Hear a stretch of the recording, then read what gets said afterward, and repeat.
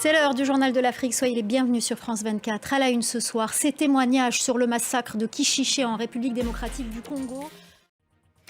On commence donc ce journal par des témoignages. 2 semaines après le massacre de Kichiché dans l'est de la République démocratique du Congo, nos correspondants sont allés à la rencontre de rescapés. Ils racontent leur calvaire. Reportage d'Aurélie Bazara-Kibangula et de Justin Kabumba.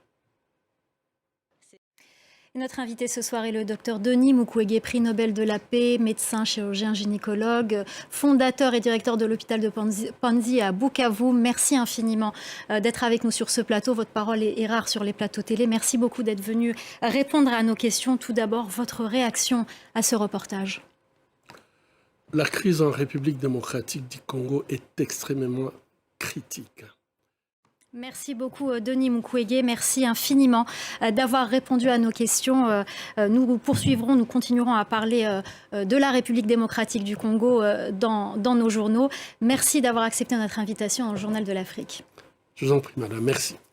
On en vient au sommet US-Afrique aux États-Unis. Il démarre demain pour 3 jours. Les dossiers sur la table sont nombreux, mais l'objectif affiché est de renforcer les liens entre les États-Unis et le continent face à la concurrence de la Chine et de la Russie. Pour en parler, nous sommes en direct ce soir avec Yohann Schmonsies. Merci beaucoup Yohann Schmonsies, porte-parole francophone du département d'État. Merci beaucoup d'avoir répondu à mes questions à l'occasion du sommet US-Afrique qui démarra, je le rappelle, demain aux États-Unis pour 3 jours. Et merci à notre correspondante Ketevan Gorgestani d'avoir aidé à réaliser ce duplex. Le capitaine Moussa Dadis Camara à la barre, l'ancien président, a comparu ce lundi devant le tribunal pour... Nous sommes à moins d'une semaine des élections législatives en Tunisie. La question économique reste la principale préoccupation. Le pays traverse une grave crise. L'inflation a dépassé les 9%. Le prix du carburant a augmenté 5 fois en moins d'une année. Dans ce contexte, de nombreux Tunisiens ne comptent pas aller voter le 17 décembre prochain. Reportage de Lilia Blaise et Hamdet Lili.